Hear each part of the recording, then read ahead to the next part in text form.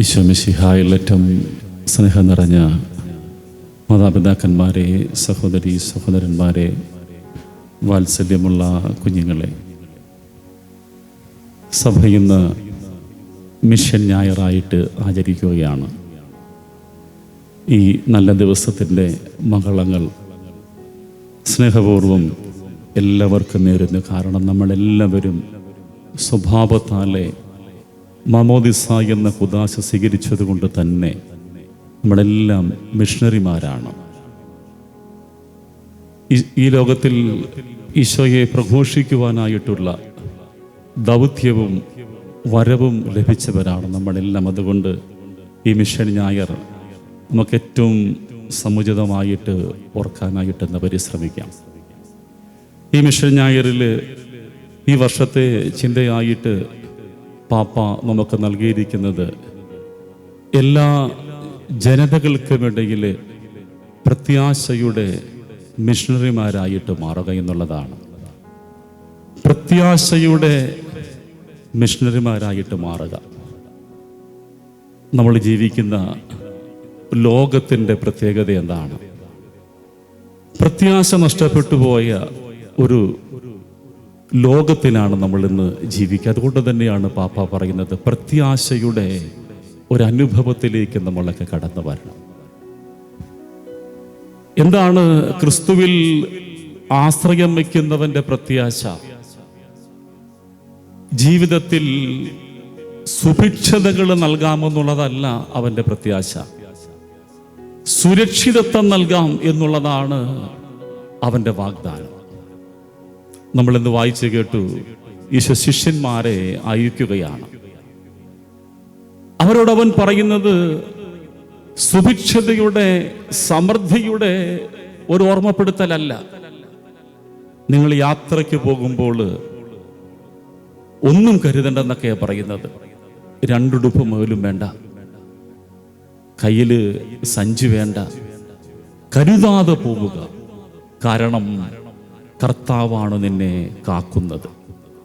നീ കരുതാതെ പോകുമ്പോൾ കാക്കുന്നൊരു കർത്താവുണ്ടെന്നുള്ളതാണ് ജീവിതത്തിന്റെ പ്രത്യാശ. പക്ഷെ നമ്മൾ നമുക്ക് വേണ്ടിയിട്ട് ഒരുപാട് കരുതി വെക്കുമ്പോൾ കാത്തുപരിപാലിക്കുന്ന കർത്താവിനെ നമ്മൾ മറന്നു പോവുകയാണ്. അവിടെയാണ് ഒരുവന്റെ ജീവിതത്തിൽ പ്രത്യാശ നഷ്ടപ്പെട്ടു പോകുന്നത്.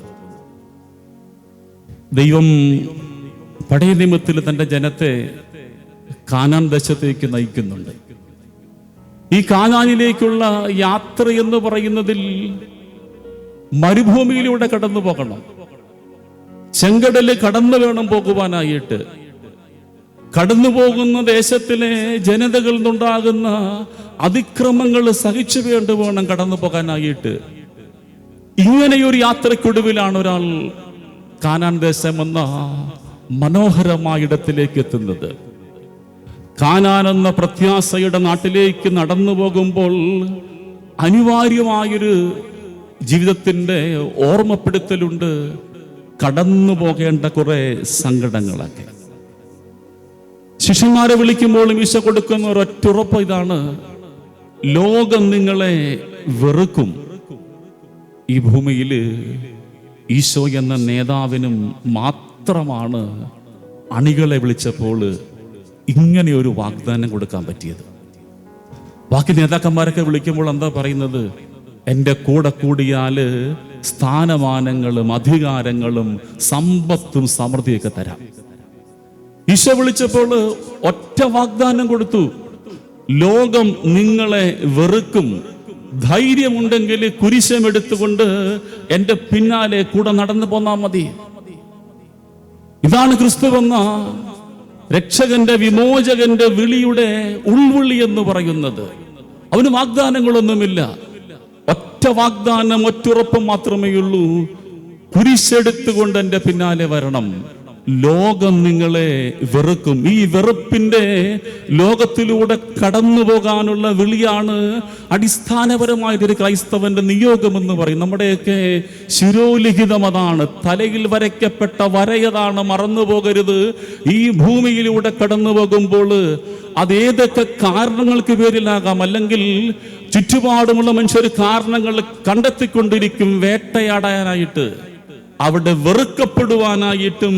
ലോകം നിങ്ങളെ വെറുക്കുമെന്ന് പറഞ്ഞവനിൽ പ്രത്യാശ വെച്ചുകൊണ്ട് മുൻപോട്ട് പോകാനായിട്ട് കഴിയുമ്പോഴാണ് നമ്മുടെ ക്രൈസ്തവ ജീവിതം യഥാർത്ഥത്തിൽ ഒരു സ്വർഗീയ യാത്രയായിട്ട് മാറുന്നത്. എവിടെയാണ് നമ്മൾക്കൊക്കെ പ്രത്യാശ നഷ്ടപ്പെട്ടു പോകുന്നത്? ഈ ഭൂമിക്ക് വേണ്ടിയിട്ട് മാത്രം അവനിൽ പ്രത്യാശ വെച്ചാൽ നമ്മൾ നിരാശരായിട്ട് മാറും. ഈ സെമിത്തേരിയുടെ 6 അടി മണ്ണിനപ്പുറത്തേക്ക് ഒരു ജീവിതമുണ്ടെന്നുള്ള ബോധ്യം എന്നെയും നിങ്ങളെയും ഭരിക്കാൻ തുടങ്ങുമ്പോൾ ആ നിമിഷം മുതൽ ഞാനും നിങ്ങളും പ്രത്യാശയുടെ മനുഷ്യരായിട്ട് മാറുകയാണ്. ഈ സെമിത്തേരിക്കപ്പുറത്തൊരു ജീവിതമുണ്ട്, ഈ 6 അടി മണ്ണിനപ്പുറത്തേക്ക് ഒരു ജീവിതമുണ്ടെന്നുള്ള ആ പ്രത്യാശ നമ്മളെ നയിക്കണം. അതാണ് വചനം പറയുന്നത്, അവനാണ് നമ്മളുടെ പ്രത്യാശ. അവനാണ് നമ്മളുടെ പ്രത്യാശ. അവനിൽ പ്രത്യാശ അർപ്പിച്ചു കൊണ്ടുപോകുവാൻ കഴിയുമ്പോൾ ഈ കാലഘട്ടത്തിൽ ഞാനും നിങ്ങളും നല്ല പ്രേക്ഷിതരായിട്ട് മാറുകയാണ്. നമ്മുടെയൊക്കെ വിളിയതാണ്, ജീവിക്കുന്ന ഇടങ്ങളിൽ നല്ല പ്രേക്ഷിതരായിട്ട് മാറാൻ കഴിയുന്നുണ്ട്. നമ്മളായിരിക്കുന്ന കൊച്ചു കുടുംബത്തിൽ നമുക്ക് ഏൽപ്പിക്കപ്പെട്ടവരുടെ ജീവിതങ്ങളിൽ അല്പം കൂടെ പ്രതീക്ഷയും പ്രത്യാശയും കൊടുക്കാൻ പറ്റുന്നുണ്ടോ? എങ്കിൽ ഞാനും നിങ്ങളും ഇന്ന് മിഷണറിമാരായിട്ട് രൂപാന്തരപ്പെടുകയാണ്. ഒരു വൈദികൻ പങ്കുവച്ച ഒരു കുഞ്ഞനുഭവമുണ്ട്. അദ്ദേഹം പട്ടം കിട്ടി 5-6 കൊല്ലം കഴിഞ്ഞപ്പോൾ അദ്ദേഹത്തെ മാനസിക രോഗികളെ ചികിത്സിക്കുന്ന ഒരിടത്തിലേക്ക് മാറ്റുകയാണ്. അസിസ്റ്റന്റ് ഡയറക്ടറായിട്ടാണ്. മറ്റ് ഡയറക്ടർ അച്ഛനും അവിടെയുണ്ട്. അച്ഛൻ ചെന്ന് 1-2 ആഴ്ചകളേ ആയുള്ളൂ. അപ്പോൾ അത്യാവശ്യമായിട്ട് ഡയറക്ടർ അച്ഛന് കുറച്ച് ദിവസങ്ങൾ അവിടെ നിന്ന് മാറി നിൽക്കണം. ഈ അച്ഛൻ കാര്യങ്ങളൊക്കെ പഠിച്ചു വരുന്നതേ ഉള്ളെങ്കിലും എല്ലാം ഏൽപ്പിച്ചിട്ട് ഡയറക്ടർ അച്ഛന് യാത്ര പോയി. അച്ഛൻ പോയതിൻ്റെ അന്ന് വൈകുന്നേരം അവിടെ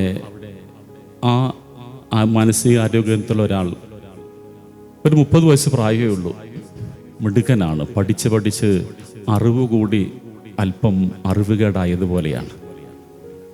പിന്നെ വല്ലാതെ സംസാരിക്കുന്ന പ്രകൃതമുണ്ട്. അത്താഴമൊക്കെ കഴിഞ്ഞ് അച്ഛനിങ്ങനെ അല്പം പേടിയോടെയൊക്കെ മുറിയിരിക്കുമ്പോൾ വാതിക്കെ വന്ന് ആരോ കൊട്ടുന്നു. അച്ഛൻ വാതിൽ തുറന്നു. അപ്പം ഇവൻ കയറിങ്ങി വരികയാണ്. കസേരയിരുന്നുകൊണ്ട് സംസാരിക്കുകയാണ്. വളരെ നേരം സംസാരിച്ചു. അച്ഛൻ ഉറക്കം വന്നപ്പോൾ ഒരു 9:30 ആയപ്പോൾ അച്ഛൻ പറഞ്ഞു, എന്നാ പോയി കിടന്ന് ഉറങ്ങിക്കുമെന്ന് പറഞ്ഞ് താഴത്തോണ്ടാക്കി. അച്ഛൻ തിരിച്ച് മുറി വന്ന് കയറി 10 മിനിറ്റ് കഴിഞ്ഞപ്പോൾ വീണ്ടും കൊട്ടുന്നു. തുറന്നപ്പോൾ ഇതേ ആള് തന്നെ. അവൻ പറഞ്ഞു, അച്ഛൻ എനിക്ക് ഉറക്കം വരും, നമുക്ക് അല്പം കൂടെ സംസാരിക്കാം. അച്ഛൻ കുറേ കൂടെ നേരം ഇരുന്ന് കൊടുത്തു, സംസാരിച്ചു. എന്നിട്ട് പിന്നെ വീണ്ടും കൊണ്ടാക്കി. അച്ഛൻ ഉറങ്ങാനൊക്കെ തുടങ്ങുമ്പോൾ മുറിയുടെ വാതിക്കൽ 3-ാം തവണ കൊട്ടുകയാണ്. അച്ഛൻ ചെന്ന് നോക്കുമ്പോൾ ഇതേ ചെറുപ്പക്കാരൻ തന്നെ. ഇത്തവണ വന്നിരിക്കുന്നത് കയ്യിലൊരു തലയണയും ഒരു ബെഡ്ഷീറ്റൊക്കെ ആയിട്ടാണ്. അച്ഛൻ ചോദിച്ചു, എന്താ ഈ വരവൻ്റെ ഉദ്ദേശം? പറഞ്ഞു, അച്ഛാ എനിക്ക് കിടന്നിട്ട് ഉറക്കം വരുന്നില്ല, ഞാനിന്ന് അച്ഛൻ്റെ മുറിയുടെ വാതിക്കലെ വരാന്തേ കിടന്നുറങ്ങിക്കോളാം. അച്ഛൻ എന്നെ അനുവദിച്ചാൽ. അച്ഛൻ ആകപ്പാടെ പേടിയ കാരണം ഈ സ്ഥിരബോധമില്ലാത്ത ഈ ചെറുപ്പക്കാരനെ അവിടെ കിടത്തുറക്കിയാൽ എന്തായിരിക്കും അവസ്ഥ? മറ്റാരും അവിടെ ഇല്ല, സ്ഥാപനത്തിലെ ജോലിക്കാർ മാത്രമേ ഉള്ളൂ. അച്ഛൻ പറഞ്ഞു, വേണ്ട നീ മുറിപ്പേ കിടന്നു. അവൻ എന്ത് ചെയ്തിട്ട് സമ്മതിക്കുന്നില്ല. അവൻ പറഞ്ഞു, അച്ഛാ ഞാൻ ഈ വരാന്തേ കിടന്നുറങ്ങിക്കോളാം. അച്ഛൻ്റെ ഒരു കൊച്ചു കാര്യം ചെയ്താൽ മതി. അച്ഛൻ ഉറങ്ങുമ്പോൾ അച്ഛൻ്റെ മുറിയുടെ ആ വാതിൽ ഒരല്പം ഒന്ന് തുറന്നിട്ടാൽ മതി. ഇവൻ്റെ നിർബന്ധം വല്ലാതാകുമ്പോൾ പേടിയോടുകൂടെ അച്ഛൻ ആ വാതിൽ അല്പം തുറന്നിട്ട് അകത്ത് കിടന്നുറങ്ങുകയാണ്. അച്ഛനെ രാത്രിയിൽ സ്വസ്ഥമായിട്ടൊന്നും ഉറങ്ങാൻ പറ്റിയില്ല.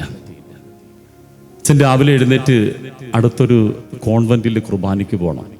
അച്ഛൻ 6:30 മുറിയിൽ നിന്ന് പുറത്തേക്ക് ഇറങ്ങി വരുമ്പോൾ കാണുന്ന കാഴ്ച, ഇവൻ്റെ ആ മുറിയുടെ വാതിക്കൽ ഇങ്ങനെ ചുരുണ്ടുകൂടി കിടന്നുറങ്ങുകയാണ്.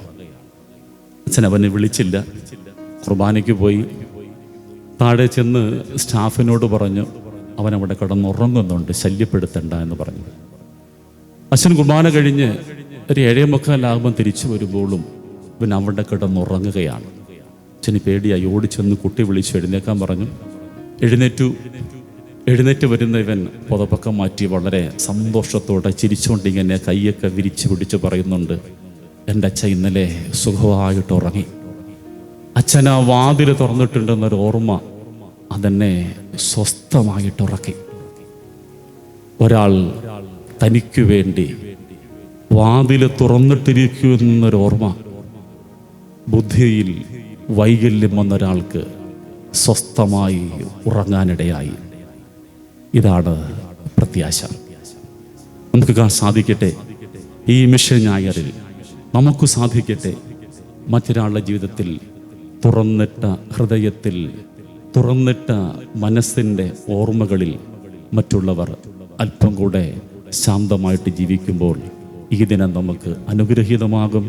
ഒരിക്കൽ കൂടെ ഈ ദിവസത്തിൻ്റെ മംഗളങ്ങൾ സ്നേഹപൂർവ്വം നേരുന്നു. ദൈവം നമ്മെ ധാരാളമായി അനുഗ്രഹിക്കട്ടെ. ആമേൻ.